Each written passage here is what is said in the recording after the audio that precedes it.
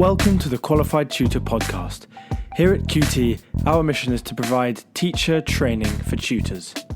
If you are a motivated tutor and you love to learn, the QT podcast will inspire, motivate, and support you to improve your practice. Because tutoring is a small job that makes a big difference. Hi there, and welcome to the next instalment of our podcast series with us here at QT.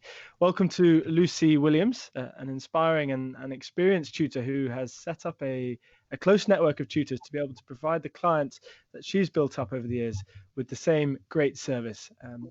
Wonderfully excited to have you here today, Lucie. How are you doing today? Not too bad, thank you. So, Lucie, I thought I'd jump right in with how did you get into the world of tutoring? Well, I guess like anyone, it's a bit like, can you don't mean to do it for the rest of your life and you kind of fall into it. I did linguistics and phonetics with French and Spanish at University of Leeds. Always loved languages, I had a huge passion for them. But I guess the classic thing when you finish university, didn't really know what I wanted to do. So what subjects do you tutor now? Well, luckily, kind of after that, my tutoring formative years, I kind of knew what I wanted to teach and do. I always wanted to be just teach two tutor languages, French, Spanish, and English as an additional language. But after that job, kind of my tuition came into fruition, I suppose. And by that school, there was a family who was based in Switzerland, in a place called Gstaad in Switzerland, and they wanted a private language tutor full time. So through various contacts, I met with the family. The dad worked in London, or spent a lot of time there, had interviews, etc., and ended up going out so 6 months in London, and I was like, back to Gstaad, and I was tutoring again then full time. It was a very different setup. I lived in a chalet in Gstaad in Switzerland with this family who were lovely. I lived in staff accommodation there, and there I tutored all subjects but in French, Spanish, and English. So I was from Key Stage 2 to GCSE. So one day the mother could be like, could you do maths and French today, or geography and Spanish? Because it was fairly basic level, I could do it. When the kids got slightly older, I thought, economics and French probably isn't going to happen because I'm not skilled in economics. I specialise, my expertise is in those three languages. But like on a basic level, I have done, English and maths and other numeracy and literature subjects. So, Lucie, we tend to ask this every time, and we have got some very, very amusing answers with this so far. What kind of tutor were you, Lucie, and did you ever have a tutor yourself? No, I didn't. I want to think I was quite cool, but I wasn't. I was a massive geek at school. Just like That's also a common answer.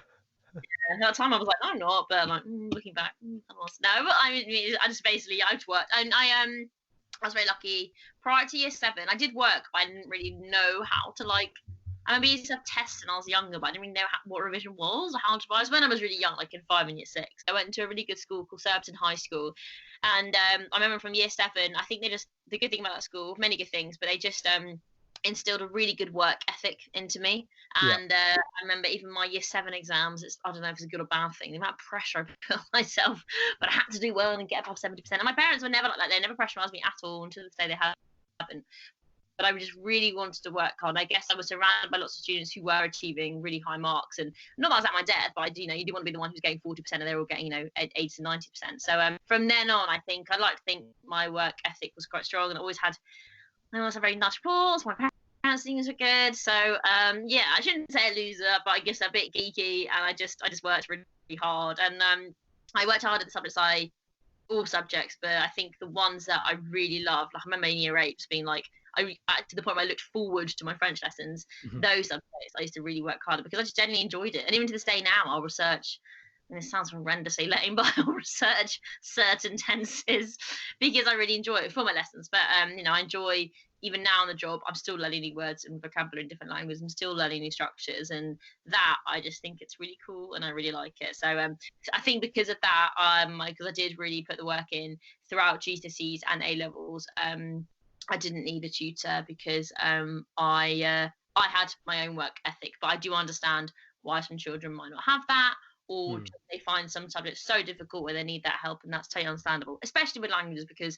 I think I'm quite lucky. It's the one thing I was good at. I'm not overly amazing at, I'm not very mathematically or science, really, really strong, but I can just do it, I suppose. So I'm quite lucky in that regard. Therefore, I'm more than willing to help others because I enjoy it a lot too.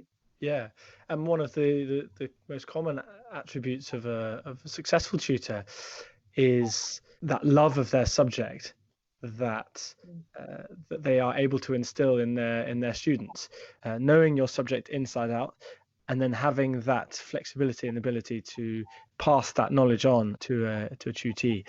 So I think what makes a very good tutor initially is that it's someone who loved studying at school, someone who has enjoyed studying after school, after university, even if they went to university, and someone who can pass that love on to their students, because one of the best tutors are those that seem passionate and interested about their subject. If you have a very disinterested tutor, then that's going to pass on to the student, and they'll make much less progress. So I think that's very encouraging to hear, Lucie, that you still look up tenses that you like in French just for the love of studying them. So what did you think being a tutor was like in your first few sort of days, weeks, months of tutoring? Did you envisage it being like it is now? No, and again, I have to say, I did started out really because I liked it. So after those 2 years when I was in Switzerland, had the amazing time with family, and they had a place in Mallorca, so I'd go to Mallorca during the school holidays and not only tutor the children Spanish. I adored all of that, but then all the children, they went to boarding school, so I got a bit older, so there wasn't really much work for me. So I came home after a couple of years, and it was amazing 2 years. Like, I traveled the world with them. They're an amazing family, and I'm still in touch with them to this day. It was really like a remarkable experience for me. But when I came back, I thought, okay, I want to start up tutoring on my own. And which I did in January 2016, I think. I remember doing it because I wanted to do it. But then over that course of that year, prior to this, I've only really had two strong tutees who I've got to know really well with the family I live with. But then over this course of academic year, I met loads of different students, loads of different people. And again, I really like prepping their lessons and, doing this research and that. But then, I've never had, that was my first year of seeing a load of, new GCSE results and A-level results. Getting those messages being like, oh, I got an A, or I got an A star, or thank you, I finally got this, and I can go to Oxford because I got this, or I can go to this university. I was like, it was loads of different ones, and there's a flood of it. And again, I thought, oh, I'm actually doing this because I like doing it. But that side of it, again, I kind of forgot how good it really kind of was. I've never had, I had that one mark with that boy, but I didn't have a kind of array of all these different official national exam results that came to me. And again, I realised, oh yeah, this is why you do it. People can go to schools they want to go to. People can go to university they want to go to, or just speak a language and want to speak. And enhances communication, in my opinion, is very, very important. So, have there been any other ways that you could share with us about how you've been able to build rapport with tutees? Definitely have talk to them, have a chat with them. I know we're there sometimes an hour, sometimes a bit more, but if I just come in straight away and be like, right, this is the work we're doing straight away, and just get on with the vocab test or get on with the new tense presentation or the reading we're doing. I think it's a bit in order to be able to build rapport, you have to know who you're working with. It's having a conversation. What I try to do, because as you know, I think everyone young person would do this, especially when you're working with young students, is they will go off on a tangent, and I'll try to just speak and talk to you for a good 20 minutes so they know they're wasting half the lesson. So what I try to do is normally at the start of each tutoring session, we'll have a bit of a chat, but then we have a chat, ask them about their weekend, or what they're doing this weekend, or what they're doing in half time, or asking, but it will be in French or in Spanish or English, whatever language I'm teaching them, in order for them to utilise those skills. And again, to get them more relaxed, not to go kind of. Sometimes when you do arrive at 4:30 or at 5 o'clock, they have just got in from school. So I think everyone needs break, everyone needs it kind of downtime a little before they kind of get their brain working again. So a lot of it, is getting to know them, but the beauty of that's trying to do a different language to hope that boost their learning sides is key as well. And I think it is more, I guess, alludes to working with younger children, but keeping them engaged and sometimes making the lessons not stop-start, but sometimes if you different activities. If I work with children who are 8 or younger, I do a lot of presentations on my laptop, so that kind of lots of colour, lots of smiley faces, lots of plant pot moving around to the ER verb, and to take off the infinitive, to keep them engaged, to keep them looking at it, but also keep them interested. And then doing a short activity on that. But then it could be, I think I alluded to it earlier, the beauty of languages is there are 4 key skills that you need to be able to be competent in order to be able to use the language: listening, reading, writing, and speaking. So doing a listening exercise. We could watch like a TED talk on something they're interested in, be it, I don't know, Italian TED talk on feminism, or I don't want to bring YouTube too much into my lessons, but there is wonderful resources for lots of songs and French nursery rhymes, especially for teaching young children. So kind of doing listening and speaking in that regard. Speaking I alluded to earlier when talking to them at their weekends, and then again reading something which I again mentioned earlier that they're interested in. So using the 4 skills, breaking up the lesson and doing it centered around their interests and, you know, interesting and fun, be it with colours and different activities. I think as well, I like to keep it varied and interesting and motivated. And also they remember it a lot. Like sometimes I've heard this 4-year-old be like, oh, we did a vocab thing in French today, and I remember the sunflower pot on your screen, and it was the sun, and that was like the sun. So like, I don't know, little things if you're visual, and I guess that would really help. But sometimes when I do find it's effective, I think, okay, keep going with that, because obviously it's working, especially for that student. Yeah, exactly. And being adaptable, being able to change your style for each student you have is one of the most important things about being an engaged and ultimately successful tutor. But another point that we often discuss here at the QT is we often have tutors coming to us, or the tutors that we spoke to in our webinars and our podcasts, is there are students that struggle with material, and there are students that struggle in classrooms, and there are students that struggle with learning in general.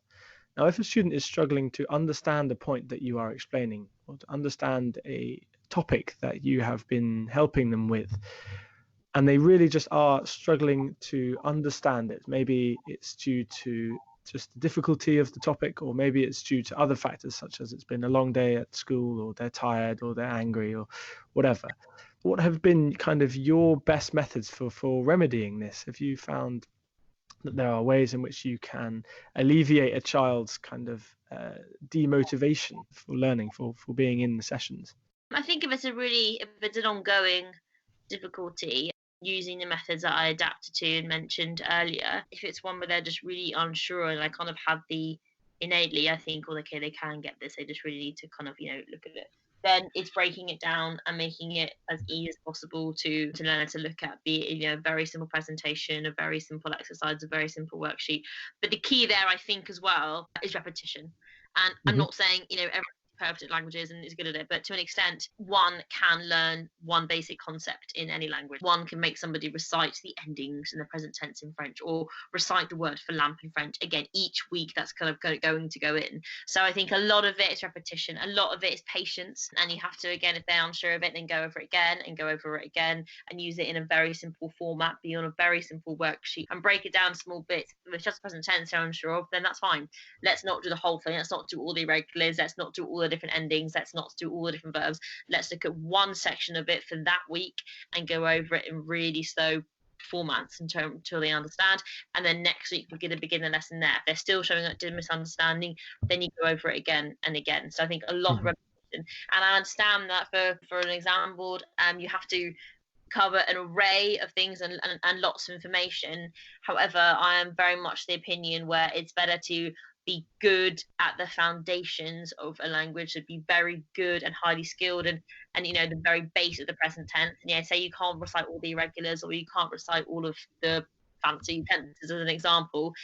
It's better to have a good foundation and solid skills in certain areas, as opposed to trying to spread yourself out too thin and not be as good or skilled in all those areas. So to sum up, I'd say repetition is key, and breaking it down as easily as possible for them. Yeah, no, wonderful. And sometimes that's hard to remember when you're preparing tutoring sessions, is that the child can be at a very basic level with this learning. You know, it's sometimes hard to think that you have to really go back to the early steps, and that can sometimes be the hardest thing, is that you go too high with your initial explanations of the topic. So I remember I've been doing some math tutoring with a student, and you know, I assumed too early that they understood basic concepts like converting fractions to decimals, for example.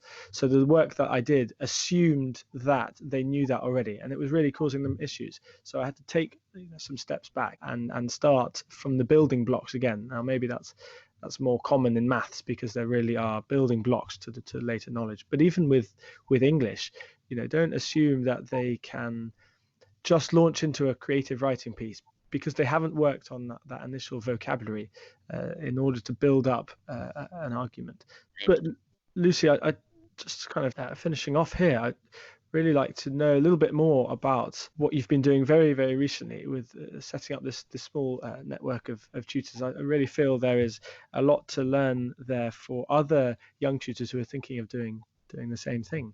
I suppose just recently I'm quite lucky as I've been here for self-employed freelancing tutoring in London for the past 4 years now, and I've had incredible experiences and met so many great, amazing, interesting people, and I feel very fortunate and lucky to say that I generally love what I do. The good and bad thing was many any job, I suppose, but the tutoring is a very small window when you can actually do it. Most tutoring, if you're not, unless you're a homeschooling placement or adult tuition, generally takes place after school. So you start about 3-4 o'clock and you end about like 9 or 10 o'clock. That's my working schedule most days. Just fine, I'm used to it and I like it. However, if it's all in person, unless you're very lucky and the clients are all next door to one another, you can only really fit in about, I would say, 2 or 3 a day if it's all in person. I'm therefore a huge fan of Skype because I'm able to do various clients during one day, which I do quite like. And then at the weekend, I tend to work more 9 to 5 because that's when kids are generally all off school. I'm quite mean coming on the weekends, but if it's necessary, then I'll be there. However, luckily through kind of building up over the years of tutoring and applying to agencies and trying to acquire more private clients, and be that through building a website or putting ads in magazines or word of mouth, etc. Put my business cards loosely in cafes. I've managed to acquire more clients, which is really good, and more private clients. Fortunately, people have been so lovely, and through word of mouth, the demand's been quite high, and it's really nice to know that what you do is good. I guess what we do, I love being self-employed, but I don't have an appraisal. We are in bosses, and that's great. But am I doing it the right way? And training. So I think you are, Lucie. I think you are.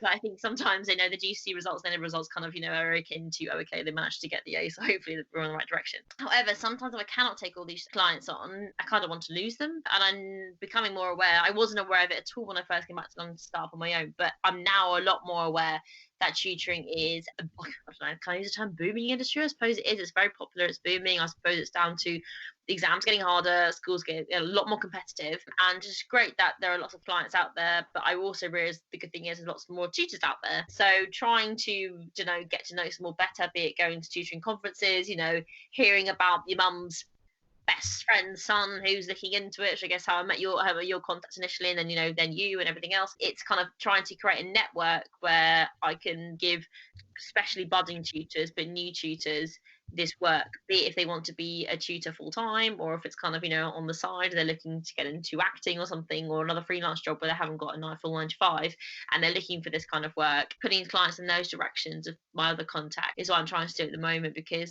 just knowing the work is out there is good. I don't want to turn people down, and want to make sure the work can be given to somebody who's also capable and willing. Yeah. And so if you had the top 3 tips for tutors in the same position as you, maybe a few years before this, the top 3 tips for expanding their practice, should we call it like this, what might they be, do you think, Lucie? I would say if you want to kind of stay away from nothing's wrong with agencies. I rate them, I think they're great. There's many wonderful tutoring agencies in London. I do generally believe that, and I work with them still, and they're really, really good. And however, if you would like to get more of your own work, which can be easy sometimes, be it financially or just knowing it's just you and the client, I would say maybe put some ads out in either local magazines, or try to get a online presence in order to try and build your own clientele in that area. Another tip, I suppose, definitely if you want to be totally professionally freelance and self-employed, I suppose get your own website, because people tend to Google and look online for tutors now, as opposed to the yellow pages, or look them up in a book. The last thing I would say is, God, not to get my business hat on too much, I suppose, but the wonderful thing is there are many tutors out there. That's great, and we're very good at what we do generally. However, I suppose it's good to have a USP. So what's your unique selling point? Figure out why you tutor, what are you good at, see if you can find it in any of your testimonials or what your clients say about you, and try to promote that in the best and feasible way, because that will, I think, give you a bigger fan base, or a bigger clientele, and they'll realise they'll want you for a certain reason, be it to your personality, be it to something you do when you work, or in the resources you bring. There's something that's they can pinpoint that's really good about you.